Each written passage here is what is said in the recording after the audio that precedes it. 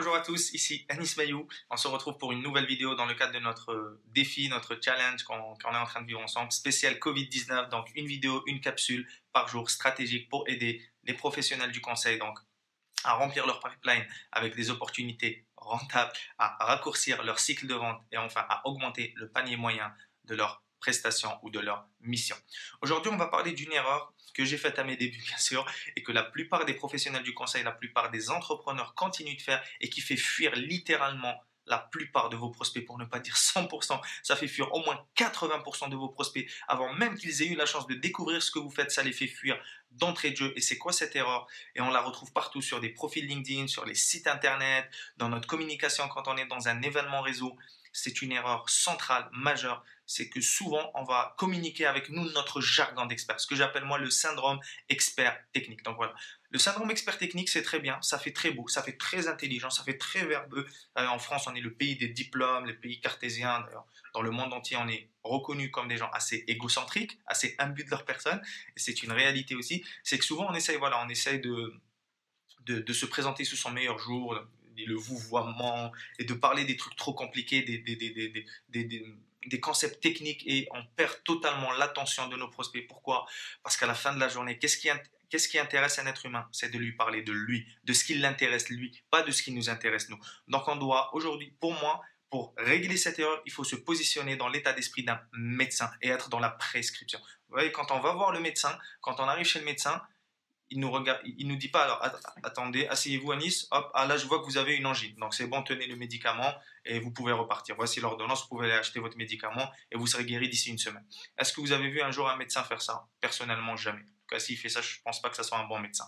Donc nous, on doit avoir exactement la même stratégie. Au début, on ne doit pas être là en mode proposition. On ne doit rien proposer. Au début, on doit discuter avec notre prospect, rentrer dans le dialogue, poser les bonnes questions, voir quels sont leurs problèmes, quelles sont leurs frustrations, s'ils ont des problèmes aujourd'hui, s'ils ont conscience de leurs problèmes, ce qui est déjà à notre niveau, et voir aujourd'hui, nous, comment on pourrait éventuellement les aider. C'est pas sûr qu'on puisse les aider. Donc, il faut arrêter d'être en mode appelle-moi les vomisseurs de valeur, ou les gens qui arrivent direct avec une solution préconçue alors qu'ils connaissent même pas les problématiques de ce prospect, de ce client. Et voilà, donc ça c'est vraiment une erreur dramatique, une erreur qu'il faut à tout prix supprimer, éviter, bannir, arrêter ou arrêtant dans nos profils LinkedIn de parler de nous, de parler de ce qu'on sait faire, de parler de nos compétences, parce que disons-le clairement, nos prospects, ils s'en tapent totalement de nous, de nos diplômes, de nos compétences, de notre expérience, de notre expertise, de nos certifications. Tout ça, ils s'en tapent totalement jusqu'à ce qu'ils comprennent la valeur de ce qu'on peut leur proposer. Une fois qu'on leur a expliqué qu'ils ont compris, dans leur langage à eux, la valeur de ce que nous, on pouvait leur apporter, qu'on est crédible à leurs yeux, à ce moment-là, on va se présenter, on va se qualifier. Pourquoi nous sommes le bon partenaire ou la bonne partenaire pour les accompagner, ou le bon prestataire pour les accompagner face à leur challenge du moment. Mais au début, on ne parle jamais de nous. Ça, c'est une erreur majeure que j'ai fait au début de ma carrière et que l'ensemble de nos clients ont fait au début de leur carrière, et que je continue de voir beaucoup de gens, notamment sur LinkedIn, faire cette énorme erreur. Au quotidien, je visite des profils LinkedIn, c'est une part de mon travail, et je vois très souvent donc des gens parler de ce qu'ils font, c'est du jargon technique, on n'y comprend absolument rien. Même moi qui suis du métier, qui connais assez bien le B2B, des fois c'est du chinois, on n'y comprend absolument rien. Donc à partir d'aujourd'hui, supprimez tout le jargon technique, supprimez toutes les expressions qui font intelligent, mais qui font fuir vos prospects, et donc qui vous apportent pas de trésorerie, qui vous apportent pas de cash, qui vous apportent pas de vente, qui vous apportent pas de recommandations, et positionnons-nous comme un prescripteur, comme un médecin, être à l'écoute de nos prospects. Et vous savez, la nature est bien faite, on a deux oreilles et une seule bouche. Pour quelle raison? Je pense qu'il y a une raison. C'est qu'on doit écouter deux fois plus qu'on ne parle, et ne pas se positionner comme quelqu'un qui a déjà une solution préconçue, mais plutôt être comme Colombo. J'appelle ça moi la méthode Colombo. Si vous connaissez le célèbre inspecteur, moi j'adorais cette série quand j'étais plus jeune, si je suis encore jeune encore une fois, mais voilà, Colombo, quand il a un témoin, il arrive de manière amicale, il discute, il est dans l'empathie. En fait, on sent même pas qu'il est là parce qu'il cherche quelque chose. Et c'est la même chose, on doit avoir cette méthode Colombo. Nos prospects ne doivent pas sentir qu'on est là juste pour être commercial, pour pousser la chose ou pour essayer de leur vendre quelque chose. Il faut qu'ils sentent qu'il y ait un partenaire de confiance qui est là, qui est à l'écoute, et qui éventuellement, si on peut les aider, bien sûr qu'à un moment, on va leur démontrer comment on peut les aider, si on peut les aider, et leur montrer comment nous, notre process peut être bon pour eux, et les faire passer dans notre process de vente pour éventuellement les convertir ou les faire passer à la prochaine étape.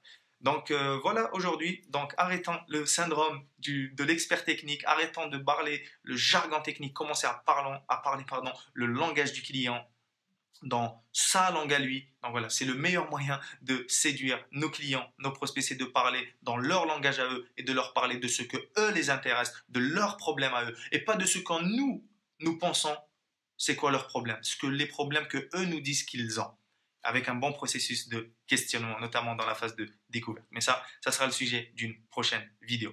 Donc voilà, n'hésitez pas à me dire juste en dessous, comme d'habitude, dans les commentaires, si vous reconnaissez dans ce syndrome expert technique ou si vous avez résolu ce challenge un peu. Et n'hésitez pas à partager cette vidéo, cette ressource. C'est totalement offert encore une fois. L'idée, c'est vraiment de vous apporter des conseils qui m'ont fait une grande différence dans mon business et dans celui de mes clients. Donc, n'hésitez pas à partager, à taguer peut-être un ami, un partenaire qui peut-être vous sentez qu'il est dans ce syndrome expert technique. Et n'hésitez pas à nous dire encore une fois dans les commentaires s'il y a d'autres sujets, d'autres questions que vous voulez que j'aborde tout au long de ces vidéos.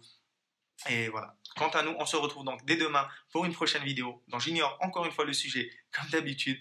Et jusqu'à notre prochaine conversation, prenez toujours le soin d'élever vos standards, de protéger vos rêves, d'oser être différent et de faire partie de ces entrepreneurs-là qui arrêtent de vivre dans le syndrome de l'expert technique et qui se positionnent comme le médecin avec leurs clients.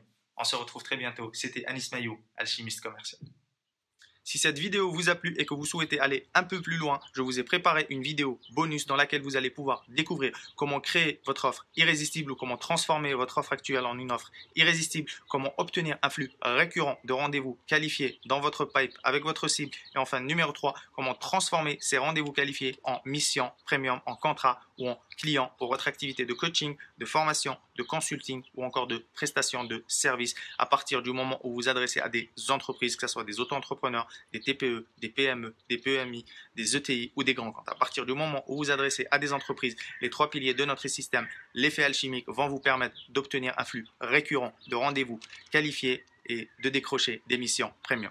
Vous avez une vignette qui apparaît juste ici sur la vidéo YouTube. Vous pouvez cliquer et être redirigé sur la page pour recevoir cette vidéo ou encore vous retrouvez les liens dans le i comme info ou encore le premier lien dans la description. Il suffit d'indiquer votre prénom et votre adresse email et vous aurez immédiatement accès à cette vidéo bonus. Et quant à moi, je vous retrouve de l'autre côté.